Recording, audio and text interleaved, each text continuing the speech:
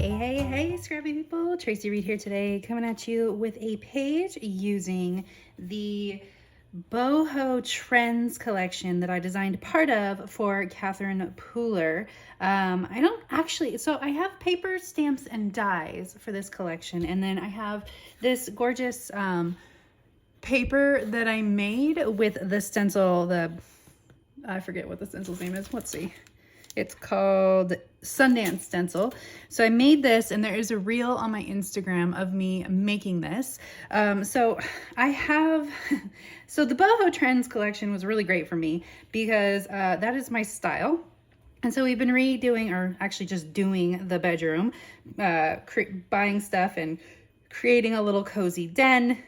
And it matches this collection perfectly, except we don't have any teal.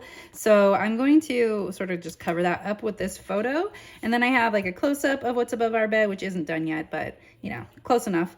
And then I made these macrame hangings, which of course fits on trend perfectly with that collection.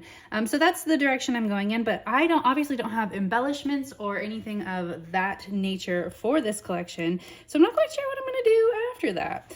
I have this paper pad, which I'm thinking that this gorgeous paper has to be paired with white or like a solid color, but I'm still gonna back my photos with some color, but I don't want anything too distracting from here.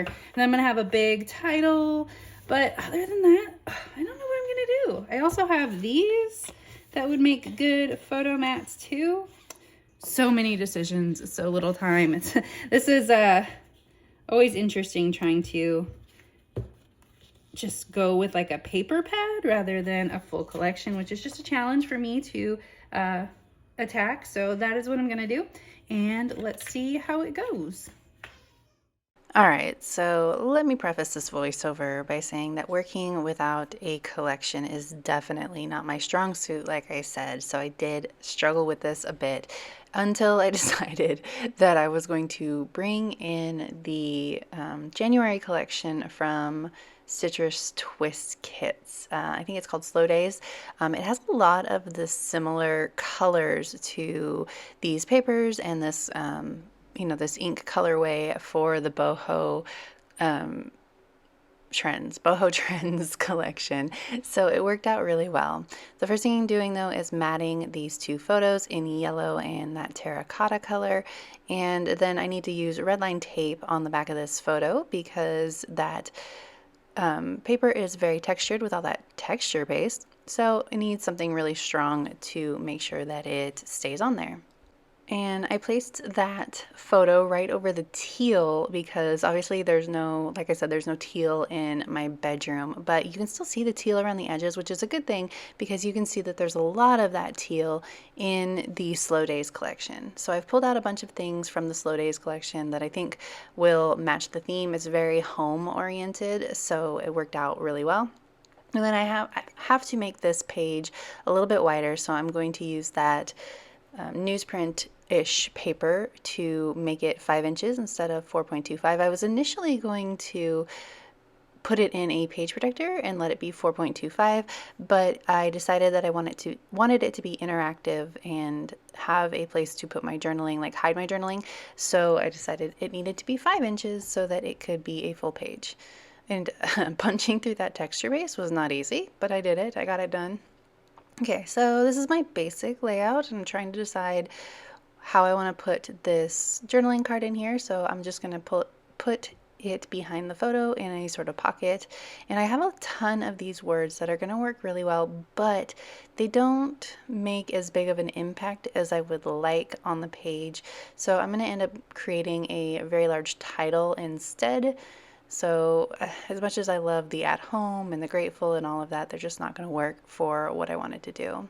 I'm using this red line tape again to create the pocket, mostly because it's super thin and also a lot easier to control than the tape runner. So it's easier to get it all the way to the edge. So I have the maximum amount of area behind there to stick that in their pocket. Okay, so basic construction done. I need to decide where I want to put that photo. I have all of these florals that I think are going to work out really well because they're nice and simple, so they don't really detract from the suns on the other side. So I'm going to use a bunch of those on this page. I want to use that comfort zone, but I don't want to put it over there because that's where I'm going to put the title. I end up changing it out for a different one that says make it cozy, but then my title ends up being something about cozy. So I change it back to comfort zone. All right. I'm going to offset these just slightly and I'm going to raise it up a little bit just so I have some room in between the two. And then I decided later that that was a bad idea, but it was too late to go back. So I'll end up filling up that space a little bit later so that there's not that weird gap between the journaling card and that photo, which was kind of bugging me.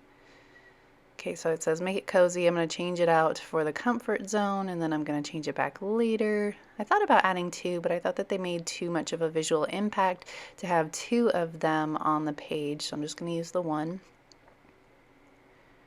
Make it cozy looked great and would have worked as well, but again, I'm going to add a title that says something about cozy. So I decided I needed to make sure that I incorporated those suns into the other side of the page too, so that the theme worked on both sides. So I'm using the texture paste and I'm making myself just a little scrap piece of paper and I'm making myself some more suns. I'm going to cut them out with a circle punch later. So I'm going to let this dry for a minute.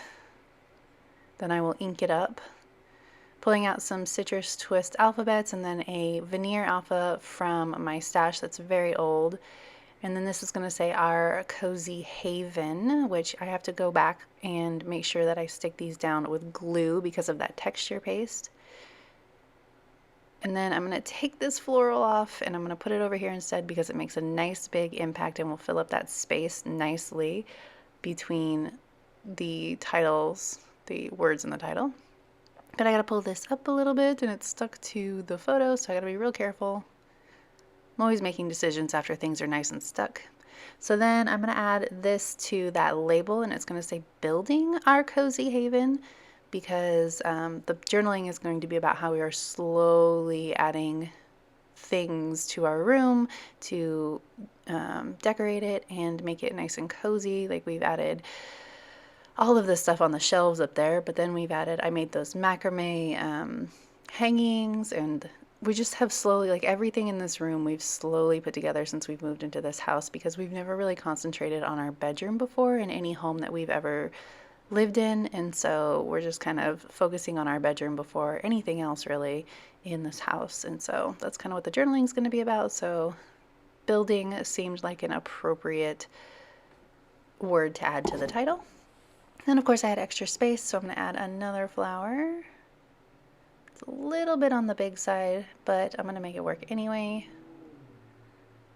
I'm going to point that leaf down so that it's not just hanging out in space there and it frames that photo nicely.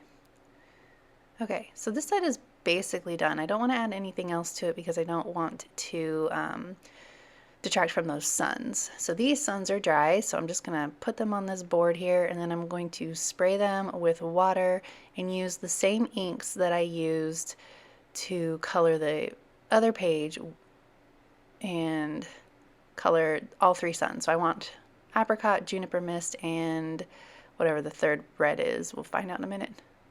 Terracotta, duh. Terracotta. So you can see I just applied the paint directly, or the ink directly to the page, and I'm using a brush to spread it around a little bit, making sure it's nice and wet. This is not watercolor paper like I used on the other side, on the actual paper. So you can see it's getting super wet and sort of bleeding through, but that's okay because I'm just creating little embellishments. It doesn't have to be super strong paper, but I am going to have to make sure that this is nice and dry before I use my circle punch, otherwise it will just tear. So I let it dry for basically the whole rest of this video. It's still not completely dry when I'm done with everything else, so I get out my heat gun and finish it off. This for some reason I cut this a little bit too short. I cut it at 8 inches instead of 8.25. So I had to add a little 1/4 of an inch down there. So I decided to do it with my newsprint paper that I'm using on the other side. But this is just not coming together in a way that is making me super happy. Like, even though there is so much going on with that texture paste, it feels like the rest of it's kind of boring. And I think that that's because I'm not great with not using a collection in its entirety. So it kind of just feels pieced together, which it is, but I'm going to bring it together with some techniques other than adding in more embellishments. So you can see this is done now. I've dried it off, and I'm just going to cut it out in, these are 1.5 inch circles. It's okay that this one's a little bit not a perfect circle because they're going to be tucked in. And then I'm going to do one more. Okay, so I've got a blue one, a yellow one, and a red one. And actually they're still not quite perfectly dry, so that's why they look a little bit mottled. It's not going to be a big deal. Their appearance isn't going to be a big deal. They can be a little bit mottled because they are going behind things. So it's okay if they look a little not as great as the other side. I could have invested in more watercolor paper and gone that route, but I just wanted to use the scraps that I had sitting on my desk, so that's what we went with. Trying to make sure that the colors are balanced on this page. I don't want the blue next to the blue. Like you can see that I'm still working in the ombre, but the blue circle needs to be separated from the blue paper, so I put it on the outside edge of the right hand side. But you can see the color, the ombre color is still the same, except for that teal, but that's okay. You can just barely see that teal, and it matches that washi tape that's on the word art, so that was perfect. I'm going to stick this right under here, and then put that flower back on top of it in a minute. I do the wrong thing here. I stick it under here, and then I cut off the outside edge, which I should have had it sticking out as a circle, or yeah, the circle should have been sticking out of the photo, so you can see it just kind of looks like this weird thing here. So I'm going to turn it around so that it's a circle sticking out from under the photo rather than just a blob. Now I got 2 little pieces of these suns left, and waste not, want not, so I'm going to find a place to put them so that they look like they're sticking out from other places on the page.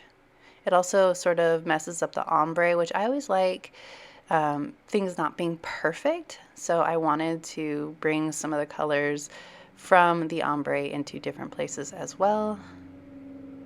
Figure out where to put this yellow one. We're going to do it.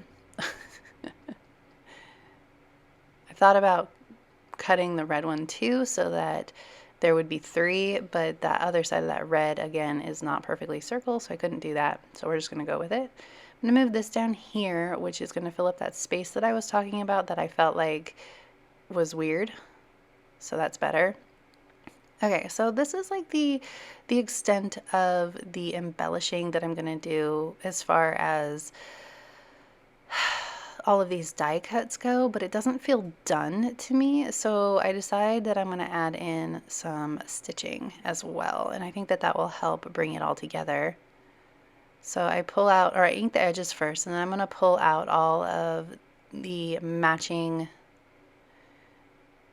embroidery thread that I have. Oh, and the enamel dots. So these are Citrus Twist enamel dots. They match the color scheme pretty well, but I fought with these enamel dots for a while until I liked it. So I'm getting out some stamps first. I guess I don't do stitching quite yet. I'm going to get out some stamps. I'm going to get out these hearts, or a heart, and I'm going to add hearts to these enamel dots because this just looks weird, and I decided it needed a little bit of a title note thingy as well, so I'm going to add that above this flower because I felt like that was a weird blank space. It says makes me happy. This Citrus Twist stamp set. Oh, I don't know which one I'm using. It's the heart. It's the Cherish stamp set. This one's the Cherish stamp set. Yep. So that's the February stamp set.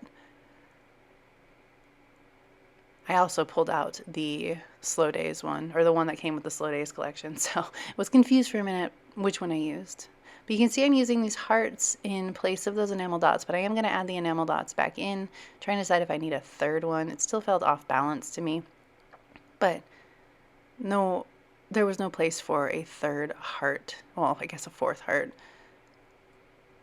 where that yellow dot is. So we're just gonna go with it. So I'm just kind of overlapping the dots in places so that they don't look like they're just sitting out in space. Okay, so now I'm going to add in the stitching. So I'm just using an awl and I'm poking holes all the way down this edge. I felt like I needed to bring this newsprint edge and the bottom of the page together. I thought it looked weird just sitting down there, so the stitching will help. And I'm going to use yellow stitching where there's yellow, blue stitching where there's blue, red stitching where there's red, because I'm just going with that whole matchy-matchy theme. So I got blue, yellow, and then this kind of orangey red that I'm going to pull out. I thought about that one, but it's too cranberry, so we're going to go with this one instead. Then I'm just going to add zigzag stitching in all of those places so that it is very pretty. Look at that. Then the last thing that I'm going to do after I add in the stitching is I'm going to take the strands of string that I have left over, and I'm going to put it, sort of bunch it underneath embellishments to add a little bit more bulk to these clusters, and it's going to finish it off real nicely. I love the way that that looks.